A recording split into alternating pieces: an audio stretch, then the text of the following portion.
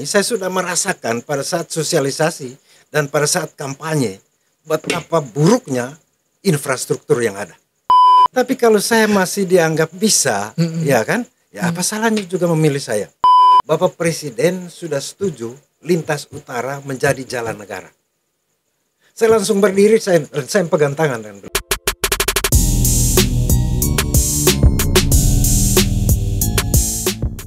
Selamat berjumpa kembali pemirsa Banera TV.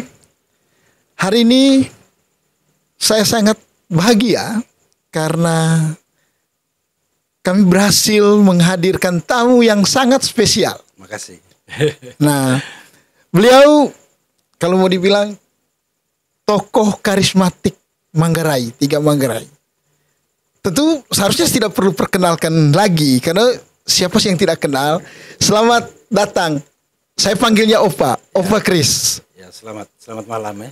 Dan selamat berjumpa kembali dan terutama dengan usaha podcast Banera TV ya. Iya, Banera Podcast, Banera TV. Banera Podcast. Iya, ya.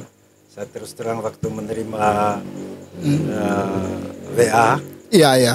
dari Banera ini, ya yang saya tahu hanya 1-2 di sini ya. Iya. Di Labuan Bajo. Saya baru tahu tentang ini dan saya terus terang bahwa saya selalu mendukung, senang ya, gembira kalau anak-anak muda ini, adik-adik saya ini, anak-anak ini kreatif dan inovatif. Oh iya. Dan memanfaatkan teknologi ini. Saya sangat senang gitu ya. Iya. Gitu. Nah, kenapa kami berbahagia harus mengundang Opa ke sini? Sebenarnya gini, Opa. Akhir-akhir ini saya jalan tuh Pak dari Labuan Bajo ke Ruteng itu, itu ada poster Opa, ya. gitu, gitu. Pertanyaan saya sederhana nih Opa, Ya. Opa serius nggak mau caleg ini? Ya kalau soal serius pasti serius ya. Iya. Karena pertanyaan itu bukan sekarang ya. Iya. Pada saat memutuskan untuk mau maju, Iya. menjadi salah satu dari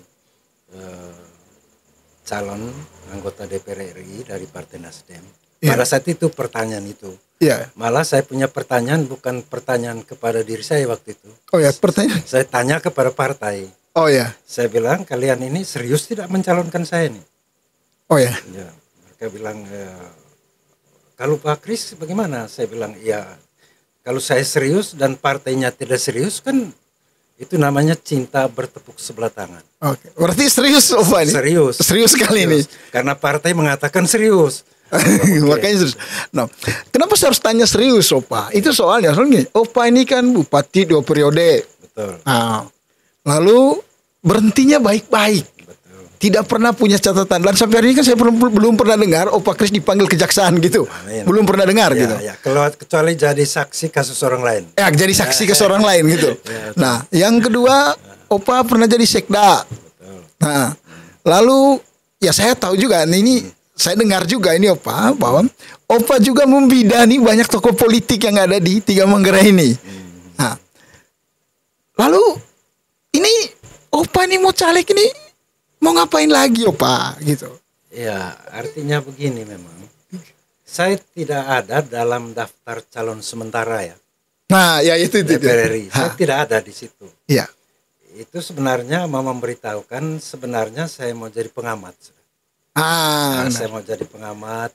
Kemudian kalau ada yang membutuhkan saya punya pikiran dalam arti mereka coba mengeksplor, menggali kembali apa pengalaman perjalanan politik saya selama beberapa tahun itu.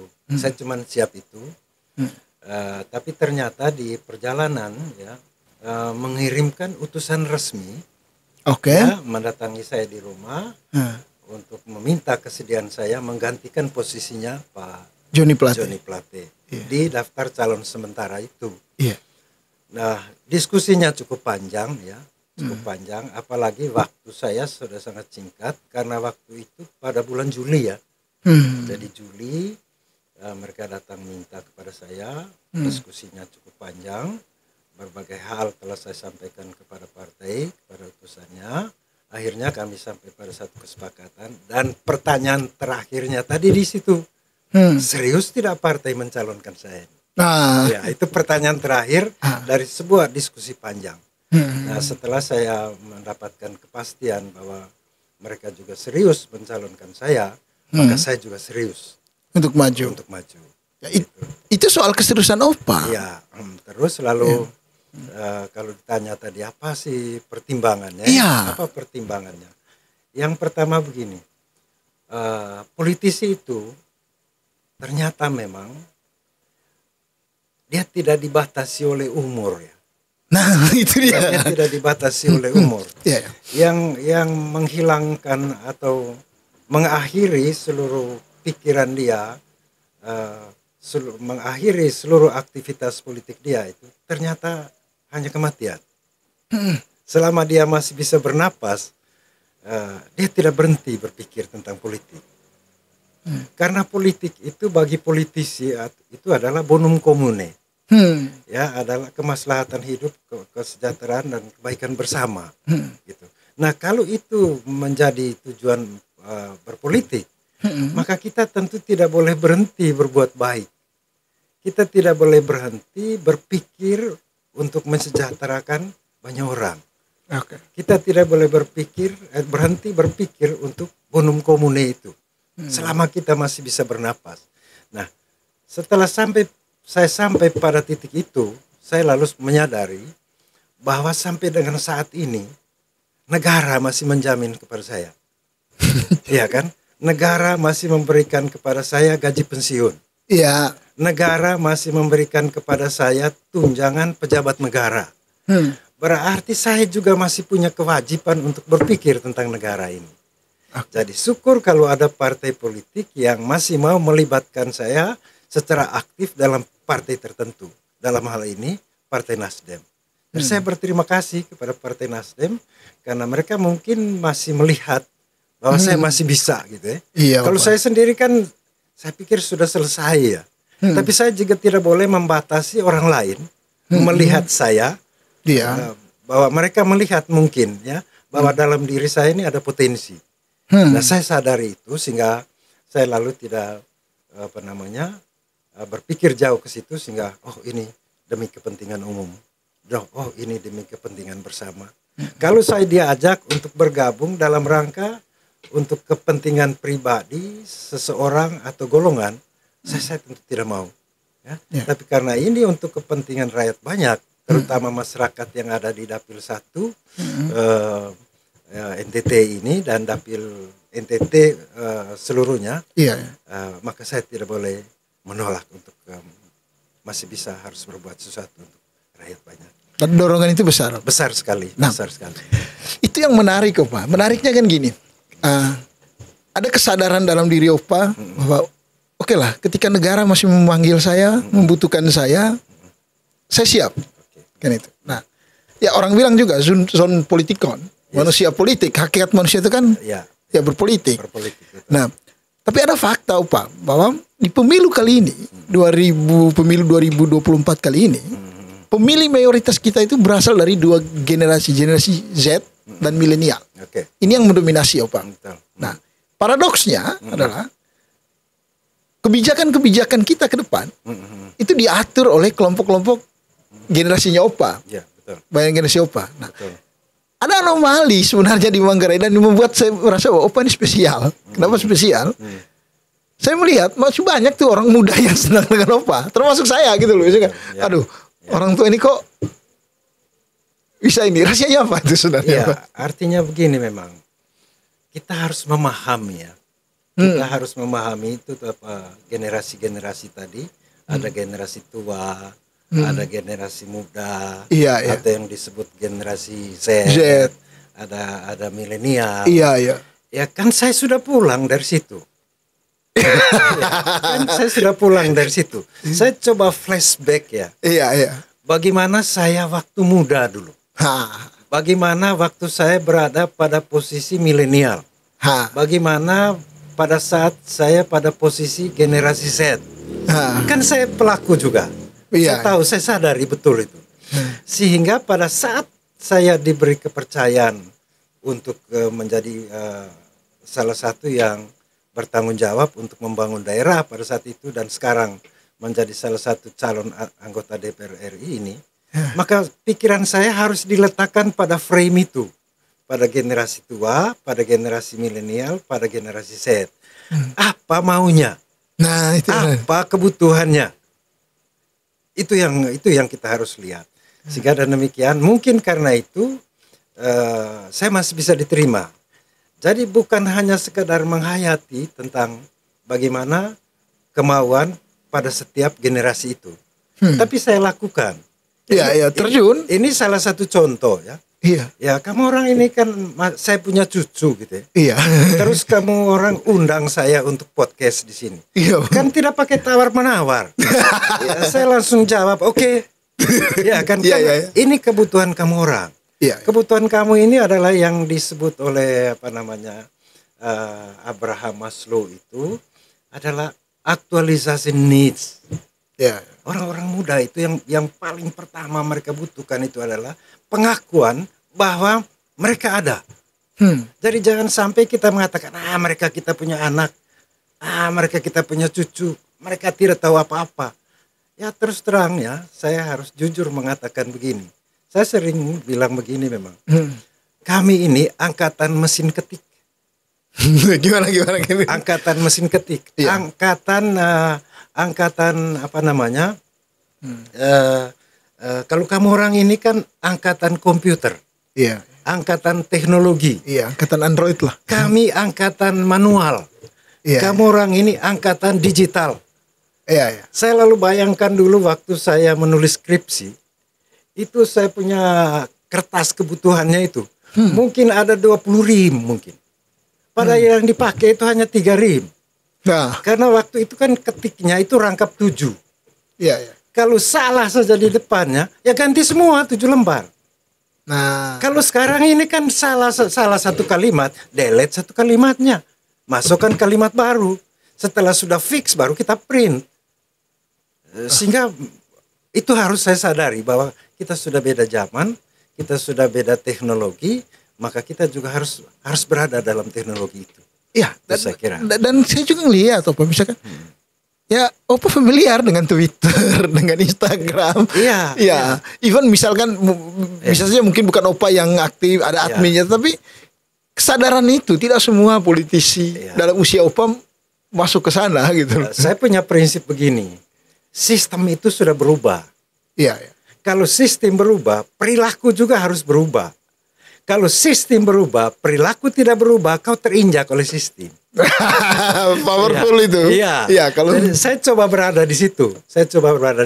Iya. Dan coba mempelajari seperti apa sih sekarang nih. Dan itu saya peroleh dari generasi Z dan generasi milenial tadi. Saya tidak bisa belajar ke atas lagi nih yang begini-begini. Harus dari kamu orang yang seperti ini. Oh, itu. Dan saya dapatkan itu. Dapatkan itu. Iya. Terus ini Oppa. Kembali soal Oppa yang tetap mau ingin berpolitik ini. Nah, orang kan berpikir Oppa, toh Oppa ada istilah dalam tradisi Jawa ya, tuturi handayani lah. Oke. Ada di belakang mendorong yang depan, siapkan kader-kader muda. Ya. Atau pada saat di Manggarai, pilkada Manggarai, Oppa pernah ngomong, Ya, betul. mata betong Mata betong asa, mengawaken niputai. niputai. Itu kan dalam pemahaman saya, Iya, betul. itu kan soal kaderisasi, Betul. soal menyiapkan generasi muda. Ya. Nah, apakah karena tidak ada generasi muda yang pas menurut Oppa untuk dikaderkan, Oke. sehingga Oppa harus maju sendiri, atau gimana ini? Oke, baik. Di podcast yang kali lalu saya mengatakan begini ya. Kalau saya dianggap terlalu tua, ya, karena ada yang muda juga maju nih DPR. Pilih yang muda itu. Gitu. Jangan pilih saya yang tua ini. Tapi kalau saya masih dianggap bisa, ya kan? Ya apa salahnya juga memilih saya? Gitu. Jadi karena itu saya dalam perjalanan sosialisasi yang lalu ini, saya menyampaikan itu. Saya tidak hanya mengkampanyekin diri saya sendiri, tidak. Ada begini banyak ini kader ini saya katakan. Ada begini banyak. Saya salah satunya. Saya salah satu dari sekian banyak kader yang sudah terdaftar di DCS ini.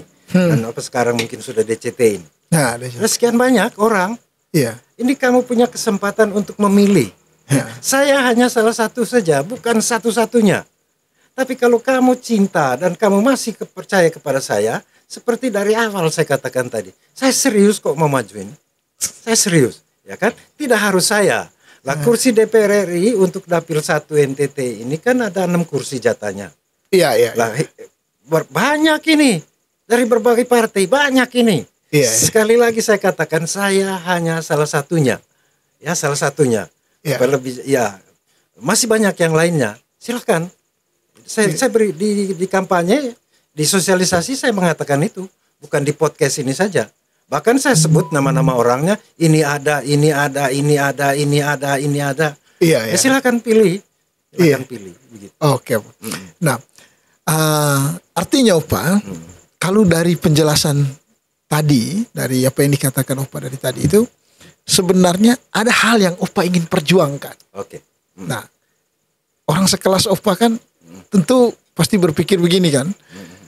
Ya tidak mudah dua periode jadi bupati, dan harus saya akui, saya tidak tahu publik yang lain, tapi menurut saya pribadi bahwa ada lompatan yang begitu besar ketika Opa jadi Bupati Manggarai. Betul. Nah, dan itu bisa dijawab dengan data statistik juga, misalkan tentang infrastruktur yang Opa perjuangkan pada zaman itu. Tidak semudah hari ini misalkan. Nah, pada zaman itu Opa sudah berjuang keras. Emang menurut Opa ada nggak yang belum Opa berhasil diperjuangkan sehingga Opa harus maju ke pusat? Baik, yang pertama begini ya, saya merasakan pada saat 10 tahun saya menjadi bupati, daerah-daerah itu persoalan utamanya itu adalah keterbatasan sumber pembiayaan. Nah, di daerah ini, iya. sumber pembiayaan kita terbatas, sebagian besar dana-dana DAU itu untuk gaji pegawai.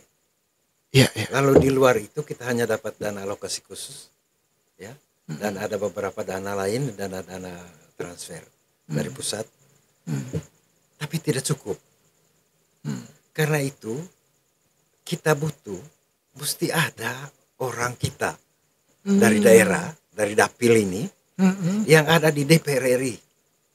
Karena DPR RI itu dia punya fungsi anggaran. Mereka tahu anggaran ini. Berapa besarnya anggaran Republik Indonesia ini? Berapa banyak besarnya? Jadi kita komunikasi dengan mereka. Masih ada kemungkinan tidak kami di daerah ini untuk dapat dana lain selain yang sudah teralokasi melalui DAU dan DAK. Masih ada tidak dana-dana lain di kementerian-kementerian.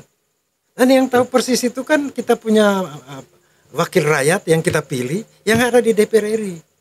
Jadi itu yang pertama yang saya dulu, pengalaman saya itu mendapat informasi dari kita punya wakil-wakil yang ada di DPR RI bahwa ada dana. Kan ribuan triliun APBN ini. Ya, hampir 2 ribuan lebih. Ribuan triliun untuk Kabupaten Manggarai sejak waktu itu belum sampai 1 triliun. Iya, Ya, waktu saya turun 1,2 triliun, saya sudah tidak tahu lagi sekarang. Mungkin sekitar itu. Sehingga kita banyak dibantu. Waktu itu, waktu saya jadi masih bupati, itu ada yang namanya dana aspirasi dari DPR RI. Nah, itu kita ada peluang. Kalau kita tidak pergi ke mereka, kami bisa dapat tidak ini dana aspirasi. Oh bisa, mana Anda punya proposal? Untuk apa? Nah, itu melalui perwakilan kita. Sehingga saya mengatakan begini, salah satu tujuan saya mau menjadi anggota DPR RI ini, saya mau bantu ini para bupati. Ya, saya mau bantu ini para bupati. Di Flores ini lah. Flores NTT ini. Paling tidak untuk menginformasikan, datanglah kamu ke Jakarta ini. Ada dana-dana yang dulu, saya tidak tahu sekarang namanya apa ya. Ada yang namanya dana tugas pembantuan. Dana-dana yang ada di kementerian, tapi yang melaksanakan kegiatannya adalah daerah, kabupaten. Ya. Misalnya dana tugas pembantuan di bidang pertanian, dana tugas pembantuan di bidang kesehatan, di bidang pendidikan, dan lain-lain. Itu adanya di kementerian, dana-dana itu. Tetapi kementerian tidak bisa langsung sendiri melaksanakannya. Itu diserahkan kepada bupati untuk melaksanakan. Anggarannya dari kementerian. Ada dana tugas pembantuan untuk pembangunan pasar, dan lain sebagainya. Kalau kita tidak dapat informasi itu dari kita punya wakil-wakil yang ada di DPR RI, ya kita duduk manis. Jadi kita memberitahukan itu. Nah, oleh karena itu para bupati ini rajin-rajin untuk membangun komunikasi dengan wakil dari dapilnya masing-masing. Itu yang pertama. Yang kedua, saya mengatakan begini, ini mimpi yang saya mau bawa. Oke, apa itu, Pak? Mimpi ya. Jangan dianggap bahwa ini janji.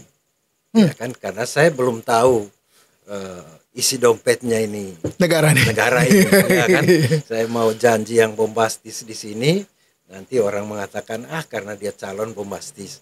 Karena itu saya lebih menggunakan, saya mau bawa mimpi saya ini jika saya terpilih. Mimpi saya, karena saya ada dapil 1 ini, maka saya harus omong dapil 1 NTT ini.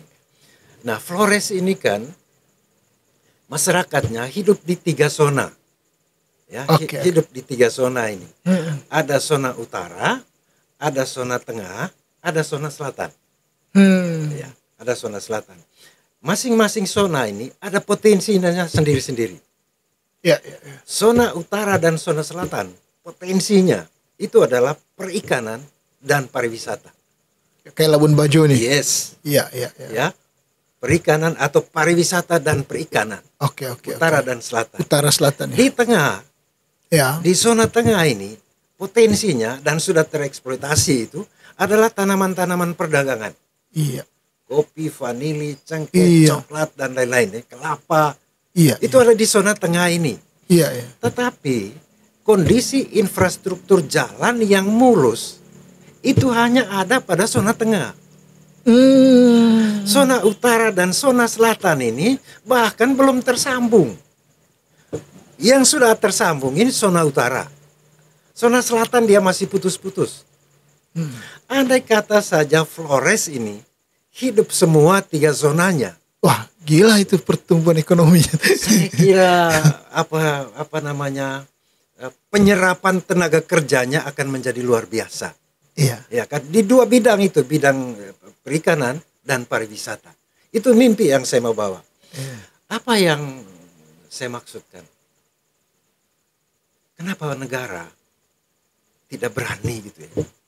Investasikan itu. Jadikan utara dan selatan itu seperti tengah menjadi jalan negara. Iya. Itu mimpi yang ada di saya punya otak. Nah, soal ini saya pernah diskusi dengan Pak mantan gubernur, Pak Victor Leskodat. Pak Victor saya diskusi dengan beliau. Iya. Jadi waktu kita bersaing waktu itu, dan setelah itu beliau terpilih, ya Pak Victor itu orangnya baik sekali ya.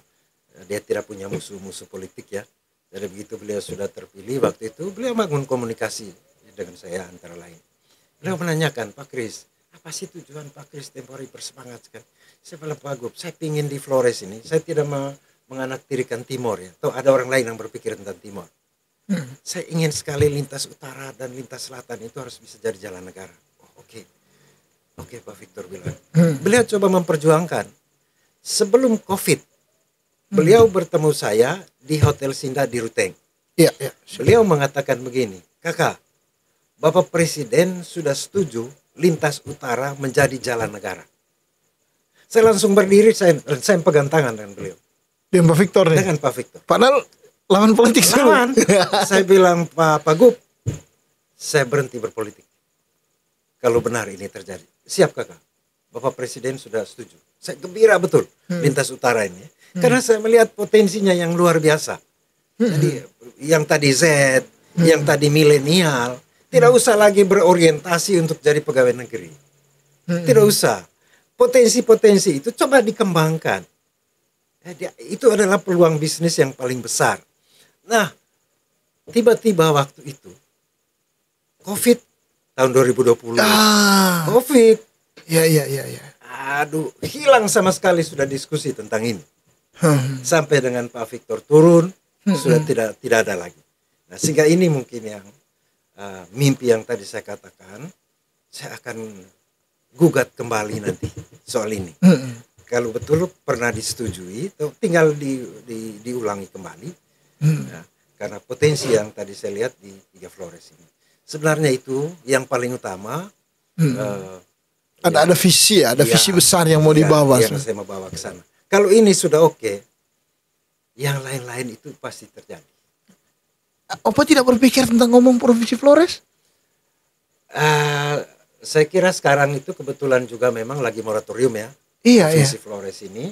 Dan kalau saya bicara sekarang tentang Provinsi Flores, saya pikir tidak terlalu tampan ya, tidak terlalu tampan untuk saya bicara soal ini. Toh nanti kita melihat sendiri nanti pada saatnya kalau sudah moratorium itu dibuka, ya kenapa kita tidak perjuangkan? Ya kan asal moratoriumnya buka dulu. Dibuka dulu. Ini sekarang masih moratorium. Sekarang kan masih moratorium. Kita bicara juga ini agak sulit ya. Gitu, kan? Iya Pak. Oke Pak. Nah, ini Pak. Dengan segudang satu hal yang menarik buat saya dengan OPA gitu. Jadi mungkin teman-teman juga melihat banyak yang tidak tahu OPA itu lama di Manggarai Barat. Okay. Yeah. Bahkan yang termasuk orang yang ya bahasa Manggarai Porputas Labuan Bajo, OPA juga ikut. Yeah, okay. Sekda Manggarai Barat. Betul. Kan itu. Bahkan ya bagaimana OPA pun ikut bertarung di Ruteng itu start dari Labuan Bajo katanya ya Pak. Ya betul. Gitu. Ini kebetulan lah, kebetulan. Bahkan boleh saya buka, benar kan ya Pak? Saya bukan dengan modal politik cuma 75 juta.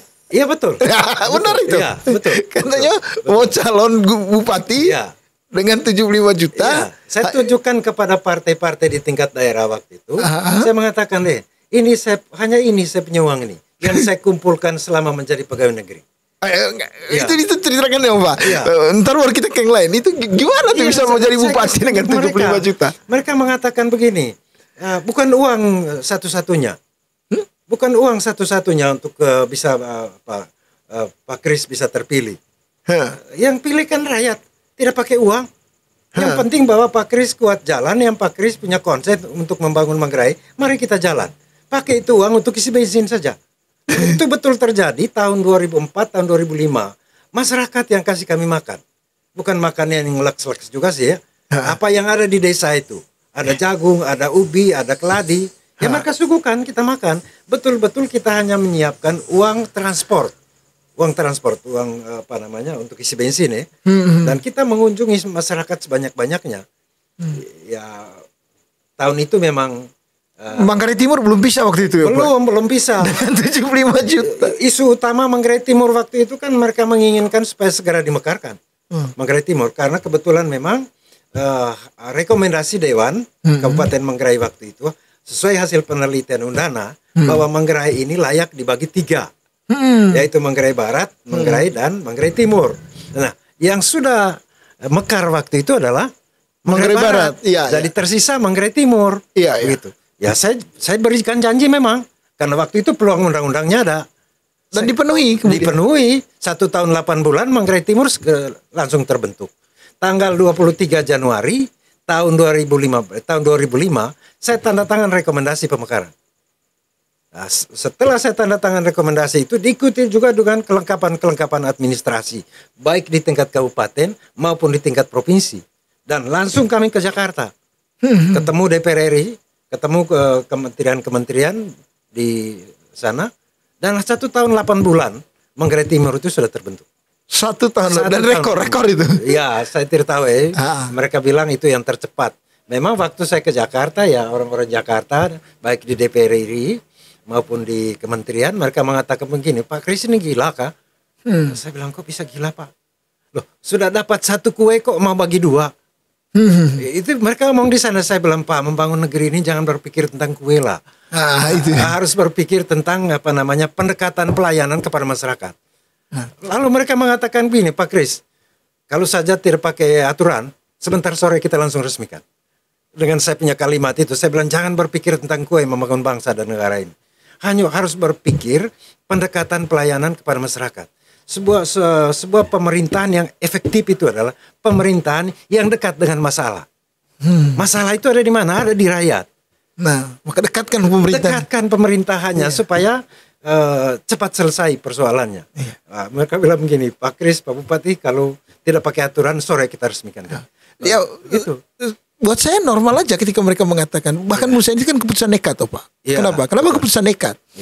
Semua tahu pada saat itu basis terkuat Opa Kris itu kan ada di Manggarai Timur. Betul. Secara genealogis juga Opa ini punya hubungan yang dekat sekali dengan Manggarai Timur. Betul. Nah, Lalu Basi ini harus dipecah, sementara masih ada periode kedua yang Opa mau maju. Opa tidak pikir waktu, saya bisa kalah nih nanti. Ya, artinya memang begini. Hitung-hitungan, Ya. ini hitung-hitungan politis loh. Saya Opa. percaya diri gitu ya. Memang waktu itu mereka mengatakan itu. Iya. Apa Pak Kris tidak maju lagi di periode kedua? Saya bilang begini, saya bupati satu periode. Bupati itu kan 5 tahun satu periodenya. Periode kedua itu terserah rakyat, bukan saya lagi. Karena saya sudah berbuat. Kalau rakyat merasa bahwa apa yang saya buat berkenan, tentu mereka pilih saya. Tapi kalau mereka tidak pilih saya di periode kedua, saya harus ikhlas dan harus jujur mengatakan bahwa apa yang saya buat selama 5 tahun pertama tidak berkenan. Jadi jangan kecewa.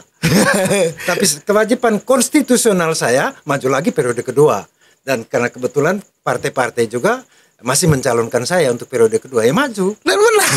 Dan menang. Saya bilang bukan soal kita dari mana sebenarnya ya. Iya. Membangun bangsa ini. Tetapi apa ide kita untuk membangun bangsa, apa ide kita untuk membangun daerah, itu yang paling penting, bukan soal kita dari mana. Saya ini kan orang Manggarai Timur asli. Iya. Lahir besar di Manggarai. Iya. Jadi sekda di Manggarai Barat. Iya. Sehingga saya orang yang ada di atas 3 Manggarai ini. Iya. Iya kan? Jadi Iya. saya asli Manggarai Timur memang. Tapi saya besar lahir di 3 Manggarai. Lalu saya jadi sekda di Manggarai Barat. Ya saya ada di 3 Manggarai Barat kan. Sehingga saya sekarang pun saya yakin bahwa yang penting bagi saya begini sekarang ini. Masyarakat di Flores ini, ya, mulai dari Alor sampai Manggarai Barat, khususnya umumnya masyarakat dari Alor sampai Manggarai Barat umumnya, dan khususnya masyarakat Manggarai ini, 3 Manggarai, tahu bahwa saya maju menjadi DPR RI. Ya, dari partai apa, nomor urut berapa, yang penting itu mereka tahu.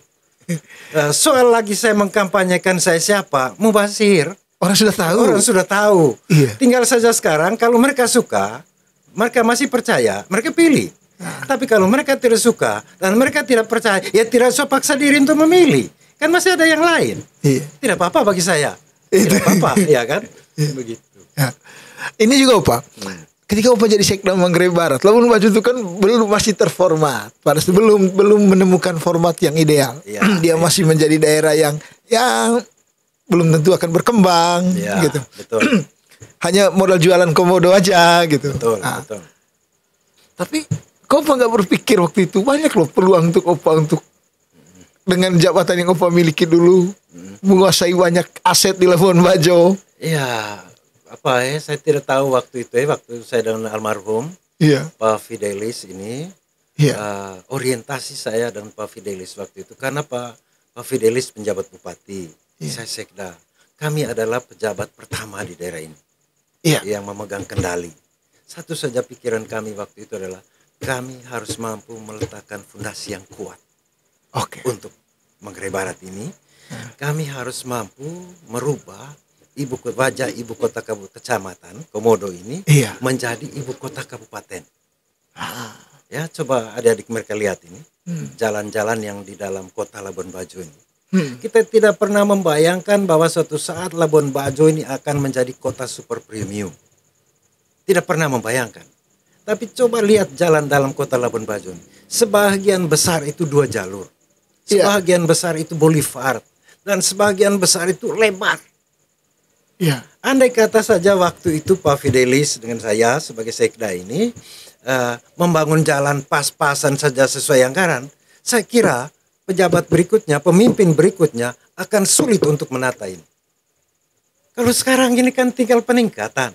Iya. Maka saya bilang begini, woi tolong jangan lupa kasih nama jalan Fidelis Pranda di dalam kota ini. Iya. Ini 2 jalur semua ini tempo hari beliau bukain. Dan kami jalan hujan-hujan dengan almarhum Pak Pitlengo sebagai kepala PU. Kalau hujan kami sudah jalan keliling. Untuk kami melihat waktu itu banjir ini ada tidak dalam kota ini.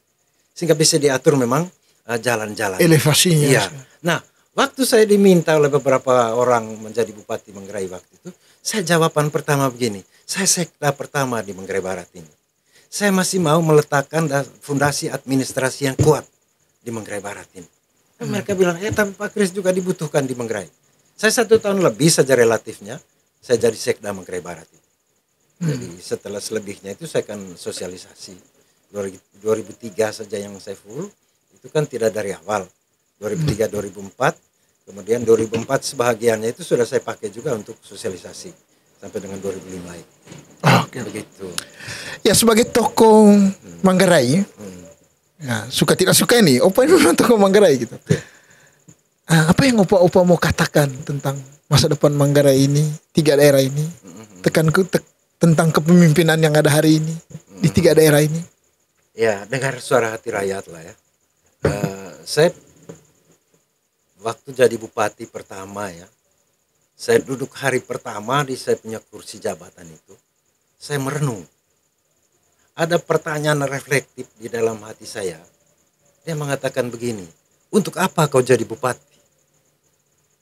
Itu pertanyaan reflektif itu. Saya coba merenung, oh iya. Lalu ada jawabannya, untuk urus rakyat. Itu jawaban reflektif ya dalam otak saya ini. Apanya yang dia urus? Apanya yang diurus? Apanya rakyat yang diurus? Yang dia minta. Dia minta apa kau urus? Oh iya, saya jadi bupati untuk urus rakyat. Ya, yang diurus itu adalah yang dia minta. Itu jawaban. Karena itu saya coba kembangkan ini. Kalau begitu apa yang diminta oleh rakyat? Walaupun saya sudah mengalami, saya sudah merasakan pada saat sosialisasi dan pada saat kampanye betapa buruknya infrastruktur yang ada di Kabupaten Manggarai. Dan itu terjadi high cost yang luar biasa. Karena masyarakat itu harus pikul sendiri hasil-hasil pertanian dan perkebunannya, lalu kemudian menyewa kuda, lalu kemudian menyewa kendaraan, baru bisa bawa ke kota. Itu sudah berapa banyak biaya yang dia gunakan. Dia pikul, dan seberapa banyak yang dia pikul. Ya, tidak lebih dari 50 kg dia pikul untuk bisa sampai ke jalan raya. Di situ pakai kuda. Dari kuda baru bisa pakai kendaraan. Mestinya kan kita bisa potong ini kendaraan langsung di sentra-sentra produksi. Sehingga biaya-biaya yang tadi dia pikul, dia sewa kuda itu hilang. Sehingga bisa bersaing dia. Oh, berarti jalan ini pentingnya. Infrastruktur jalan ini pentingnya. Waktu itu saya berpikir. Tapi saya tidak putuskan begitu saja. Saya turun lagi kepada masyarakat setelah jadi bupati. Saya jalan keliling ke seluruh Manggarai. Apa yang kamu butuhkan? Urutan permintaan masyarakat itu adalah yang pertama sekali itu jalan. Pak Kris, Pak Bupati, tolong jalan. Kami sulit sekali. Jalan itu termasuk jembatan. Kami punya anak-anak ini tidak bisa pergi sekolah Pak Kris. Karena harus lewat sungai ini. Kalau pas musim hujan sungai ini banjir, mereka tidak bisa pergi sekolah. Jadi karena itu jalan dan jembatan Pak Kris tolong bangun. Oke, kami catat. Saya kan sudah bawa dengan para pejabat. Itu dicatat semua. Yang kedua mereka minta itu air minum. Itu air minum bersih. Itu mereka minta. Kemudian yang ketiga mereka minta itu adalah sarana prasarana kesehatan. Yang berikut itu mereka minta itu adalah pendidikan. Yang kelima itu mereka minta listrik. Yang ketujuh mereka minta sinyal. Sinyal. Yang ketujuh baru mereka minta sinyal. Dengan demikian saya coba merumuskan itu adalah berarti kami coba merumuskan dengan Pak almarhum Pak Kamilus Beno, berarti benar konsep yang kami sudah siapkan, yang kami sudah sosialisasikan, yang kami sudah kampanyekan kepada masyarakat waktu itu, program kami itu adalah panca program. Ekonomi, pendidikan, kesehatan, sumber daya alam dan lingkungan hidup, dan penegakan supremasi hukum. Itu panca program. Dengan sektor penunjang utama adalah infrastruktur. Baik infrastruktur jalan, infrastruktur di bidang kesehatan, infrastruktur di bidang pendidikan, infrastruktur di bidang ekonomi, dan lain-lain. Itu kita bangun. Bagi kita, infrastruktur itu adalah kebutuhan dasarnya. Kalau infrastrukturnya sudah baik, maka itu jalan. Nah, siapa mau jadi pemimpin di 3 daerah ini? Tolong perhatikan ini. 7 hal ini. Yes. Terutama infrastruktur tadi. Perhatikan ini. Dan kami dulu khusus untuk Manggarai itu saya kira sudah orang Manggarai sendiri punya kalimat dulu bahwa jalan di Manggarai ini sudah dari pondok ke pondok. Atau bahasa Manggarainya sudah dari sekang ke sekang. Itu berarti pemimpin berikutnya dia tinggal memelihara. Dan peningkatan kualitasnya. Tinggal itu saja. Oleh karena itu harus fokus kita. Fokus. Saya kira itu saja ya soal pemimpin di 3 Manggarai ini ke depan, bahkan di Flores pada umumnya. Ya saya lihat Bapak Presiden Jokowi begitu jadi presiden, saya kira juga beliau prioritas pada pembangunan infrastruktur. Lihat kita di Manggarai Barat ini, lapangan terbang diperpanjang, kemudian ada pelabuhan, kemudian ada beberapa jalan yang dibangun, dan di NTT beberapa bendungan yang dibangun. Itu semua infrastruktur yang dibangun, dan dengan itu lapangan pekerjaan akan terbuka luas dan ekonomi pasti akan bertumbuh. Oke. Saya kira itu. Kalau saya dengar cerita Opa tadi tentang infrastruktur, terutama jalan tuh Opa, kayaknya mungkin Opa yang membisikkan ke Bupati Manggarai Barat dulu. Sampai beliau kan hari ini relatif dari semua program yang ditawarkan pada rakyat, pembangunan infrastruktur inilah yang beliau genjot hari ini. Ya, waktu beliau pergi minta saya untuk menjadi salah satu timnya, saya tanya pada beliau, apa prioritas Keraing nanti ke depan? Ya, beliau mengatakan, iya sama seperti yang Om sudah lakukan ini, jalan itu penting Om. Dia katakan, kalau gitu saya ikut. Kalau gitu saya ikut mendukung. Dan dia konsisten. Dia konsisten. Coba lihat sekarang ini. Artinya terus terangnya bupati yang sekarang ini kan hanya 3,5 tahun. Walaupun rakyat tidak mau tahu mau 3,5 tahun kayak mau 5 tahun kayak, yang pasti kami sudah ada bupati buat apa yang sudah dijanjikan. Ya, meskipun banyak yang belum. Masih banyak yang belum. Bayangkan 3,5 tahun, baru 2,5 tahun mungkin ini. Belum 3,5 juga ini. Tapi ya kita sudah merasakan. Macam saya tadi kan jalan baru ini ke sini nih. Saya sendiri bangga, saya sendiri lihat bagus lah. Artinya beliau juga memang cerdas ya menurut saya. Untuk melihat kebutuhan masyarakat. Tapi gagasan Opa itu membuat bupati kami itu pinjam berhutang Opa. Berhutang ke SMI 250 miliar. Ya, saya kira berhutang itu tidak ada soal ya. Yang penting jangan besar pasak dari tiang. Itu dia. Artinya kita berani berhutang karena kita tahu pundi-pundi kita bahwa kita mampu membayar. Yang tidak boleh itu adalah kita berutang, tapi kita tidak punya apa-apa. Lalu bayar pakai apa? Itu yang paling penting. Negara juga berutang, negara-negara yang sudah maju juga berutang kok. Tidak apa-apa. Yang penting rasionya jelas ya. Rasionya jelas antara yang kita miliki dengan yang kita pinjam. Waktu kita bayar ya tidak mengganggu APBD misalnya begitu. Tentu mereka sudah hitung kan. Sudah hitung itu Pak. Tapi gini Pak. Tentu kalau kita mau diskusi terus ini, ngobrol dengan Opa ini nggak ada bosannya masalahnya gitu loh. Nah, banyak hal yang kemudian bisa disampaikan kepada publik. Nah, dan banyak publik juga ya belum tahu banyak hal sudah. Tapi kita dibatasi juga Opa dengan waktu juga kita dibatasi. Nah, tapi terakhir Opa, sebelum saya minta Opa menyampaikan satu dan lainnya, saya mau tanya ini, Opa, ini fakta nih Opa, biaya politik kita itu boros Opa. Itu realita. Biaya politik kita. Kami ini Opa, generasi muda ini takut sebenarnya berpolitik dengan biaya politik yang mahal itu Opa. Nah, gimana tips Opa sebagai seorang politisi yang berpengalaman soal itu? Saya sering ngomong memang begini. Saya punya pengalaman yang tadi itu, ya, bahwa saya menjadi bupati itu modal yang tadi disebutkan 75 juta. Pak Kamelus itu 50 juta. Kami baku tunjuk kami punya rekening itu, dan itu jujur benar itu. Dan memang waktu itu masyarakat kita butuh perubahan, ya butuh perubahan. Mereka mau lihat sendiri, mau dengar sendiri, ya siapa sih calon bupati ini. Kebetulan saya dengan Pak Kamelus waktu itu memang rajin sekali untuk jalan ya ke seluruh pelosok Manggarai dan Manggarai Timur.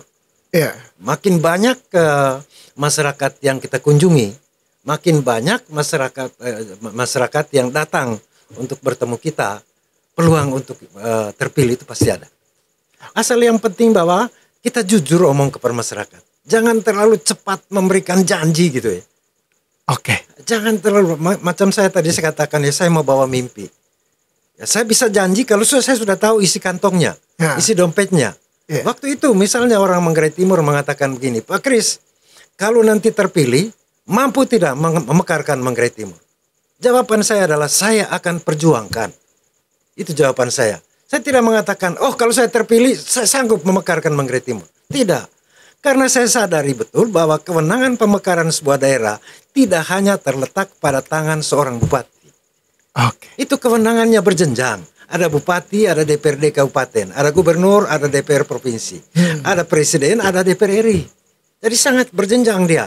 Jadi kita jangan menjanjikan sesuatu yang kewenangannya tidak 100% di tangan kita. Kalau 100% di tangan kita, lu janji sudah. Iya, lu janji sudah. Gitu. Jadi itu saya kira soal biaya politik memang ini bukan rahasia lagi ya, semua sudah tahu. Tetapi jangan dengan itu. Lalu generasi muda takut berpolitik. Jangan.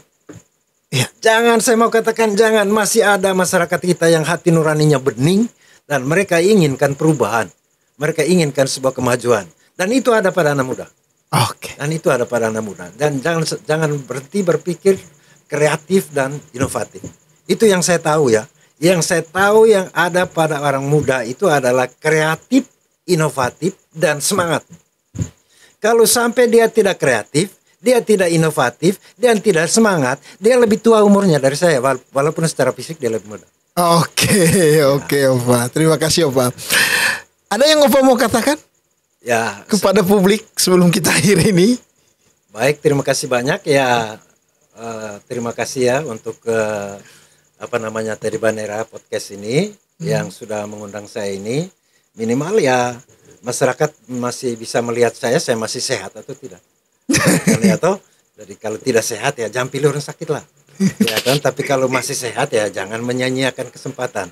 Ya kan? Jangan menyanyiakan kesempatan.